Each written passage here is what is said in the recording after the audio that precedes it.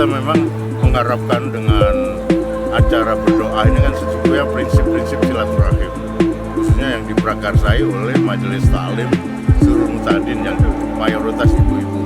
Dengan silaturahim ini tentu kita akan mendasari semua situasi dan kondisi menjelang pemilu ke depan, sehingga nampak damai ke depan. Jadi pemilu ke depan dengan adanya ikatan silaturahim dan saling peduli itu tidak ada lagi fitnah-fitnah yang kecenderungan konflik. Jadi dengan silaturahim seperti ini diharapkan menghindari segala bentuk konflik kepentingan.